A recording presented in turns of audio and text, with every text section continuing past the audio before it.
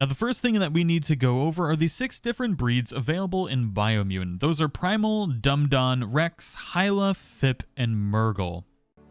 Now, each of these breeds will have their own skewed stats, but really the main thing that the breed is going to affect is the base look of your character.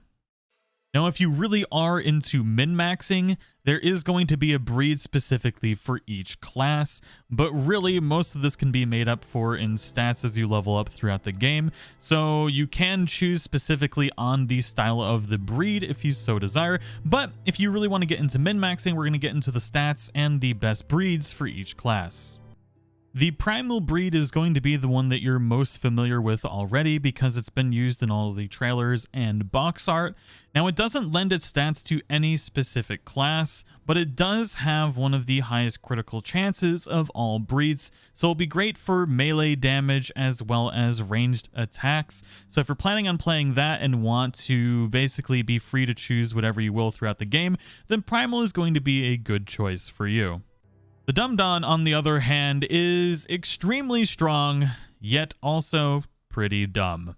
It does boast the highest melee damage of all the breeds, it does have a lower critical chance than Primal at 3%, and it has slightly more health than some of the other classes, but definitely not the most tanky of the available breeds. So if you're going for a melee damage focused playstyle, you're going to want to go with the Dumdon.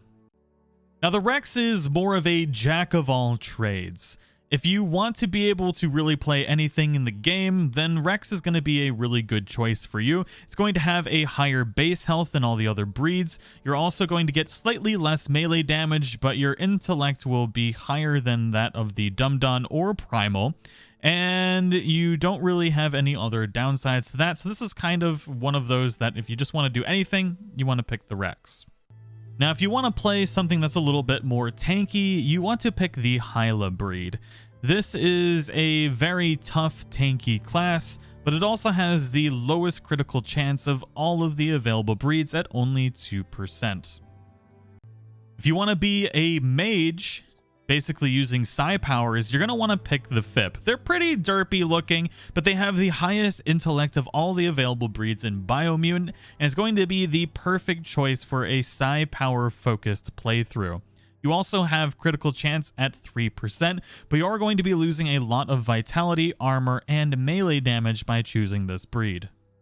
Now, Murgle might actually be one of my favorite breeds in Biomutant. It's another one of these jack-of-all-trades kind of classes where you can pretty much play any other class in the game, but you also have increased charisma, which is going to help with your character dialogue, as well as making money and buying things in the game is going to be a little bit easier to start off with. And you also have critical chance at 4% and an increased loot chance, and this game all revolves around loot. So choosing Murgle might very well be the best choice because you can really make up for the stat differential as you level up throughout the game. Now, one of the cool things about the character creation Biomutant is your ability to mutate your character.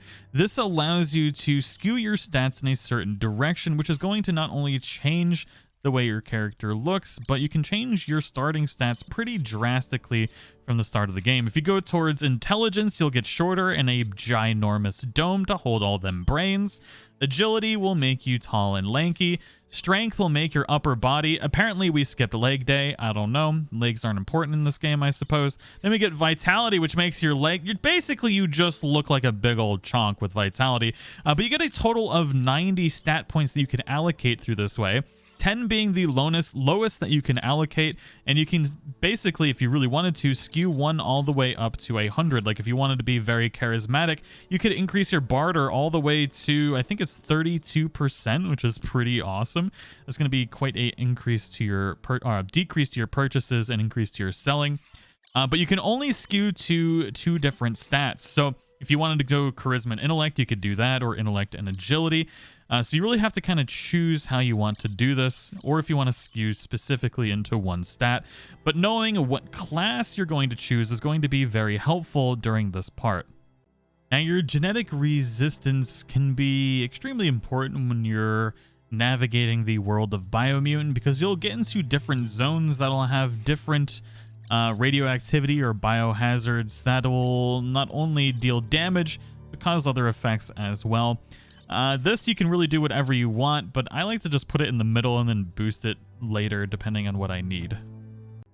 Now for the most important part, the classes. There are 5 base classes available in Biomutant, with a 6th available as a pre-order bonus or through purchasable DLC. That is the Mercenary. We'll go over the Mercenary here in a minute, but we're going to go over all of the classes, and then we'll go over all of the additional perks within the classes that aren't shown here on the character creation menu.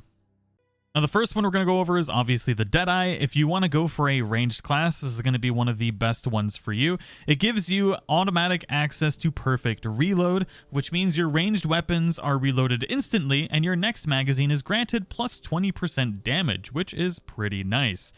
We've also got the Commando here, which gives you access to Fury. So ranged weapon attacks inflict 10% more damage to the target. And we've also got PSI-FREAK, which gives you access to Sparkball and is the only class that can gain access to Sparkball, which allows you to shoot a Sparkball, press down the input, and have bound. Basically, it does a damage to the enemy. Also gives you Megamind. Your key energy region is increased by 20%. Then we have a SABOTEUR, which is going to be one of the best options for melee damage, other than the Mercenary, which we'll go over here in a second. So we get Twin Silver Grip. It's a melee dual wield skill. Equip 2 different one-handed melee weapons to dual wield them. Now, all classes can eventually dual wield. They will need to purchase this perk, but if you choose the SABOTEUR, you will get it for free. You also get Hypergenetic, so your dodge energy cost is reduced by 20%. So if you want to play a super squirrely playstyle and dodging around and attacking, this is going to be the class for you. And then we have the Sentinel, which gives you toughness, which is an increase to your base armor by 10, which isn't that exciting, but we'll get into the other perks here in a moment. Now, the Mercenary is probably the best class if you want to go with melee damage. You do get access to Twin Silver Grip right off the bat again, but you also get access to the melee damage version of Fury, which increases your weapon attack damage by 10%, which is really, really good. Now, one of the most important aspects when you're creating your character for Biomutant is the playstyle that you're going to go for and the class that you choose, because the classes that you choose will gain access to specific perks. Now, all classes, no matter what you choose, will gain access to the same perks under the general perks. So you can upgrade these at will anytime through your playthrough as long as you have the upgrade points to afford them, and all classes will gain access to these specific perks no matter what you choose. Now, one important thing is all classes will also gain their own class-specific perks that aren't going to be accessible to any other class. So if you want a specific playstyle, you need to make sure to choose the right class at the beginning so you can get those bonuses that you want for your playstyle. I know there's been some misinformation shared already, but if you choose PSI-FREAK, you will not be able to gain class-specific classes from any of the other classes except for those that are under PSI-FREAK, which are these. We're going to go over all of the class-specific perks now. Now, PSI-FREAK, we gain access to Megamind, which increases your key energy region by 20%. We'll also get the Nocturnal, which you have a plus 10 intellect attribute at night. Then we can get Mind Meld. Power damage ability attacks have a 10% chance to inflict a critical hit. And we got Size Spikes. Power damage attacks inflict 10% more damage to the target. And Brain Drain. Attacks that inflict power damage regenerate your health by 20%, which is pretty awesome. You can get that at level 15. Now for the Deadeye, we're going to gain access to the Crack Shot, which non-automatic rifles inflicts 20% more damage, which is pretty nice. We got Quick Load, so the reload time for ranged weapons is reduced by 25%. Sniper, non-automatic rifles have a 10% critical chance bonus. Gunslinger, dual-wielded guns have 20% increased rate of fire. Sweet baby Jesus. And then Sharpshooter, two-handed guns inflicts double damage. Wow. Now for the Commando, you're going to get access to Fury at the beginning. Then we've got Stimulus. Your armor and damage from melee attacks is increased by 20% when your health drops below 20%. Then you have adrenaline. Your attack speed with melee weapons increased by 10% when your health drops below 20%. So this is one where you definitely want to have some low health. Shotgun hits have a 5% chance to stun all enemies per hit inflicted, which is pretty cool. And then brutality. Critical damage from ranged attacks is increased by 10%. Now for Sentinel. We already went over toughness. Then we have medic. So health regen from items and in general is increased by 10%. We got ricochet. An enemy's weapon range attacks has a 10% chance to ricochet back and damage the attacker, which is kind of cool. Invincibility. Your armor and damage from melee attacks is increased by 20% when your health is at full. We have knock. Dodging into a smaller enemy makes them stumble and fall. Then we've got the saboteur. So we got reflexes and hypergenetic. So weapon-based range attacks from enemies have a 10% chance to miss you completely. We got the dodge energy cost is reduced by 20%. Then we have agile. Your dodge distance is increased by 20%. Moving target. Your basic movement speed is increased by 5% when in combat. And then evasive. Your armor is increased by 20% while dodging and or in the air. Now we've got to go over the mercenary, which I think is probably one of the best classes in the game. We already went over Fury. It also can get access to Megamind, which has key energy regen is increased by 20%.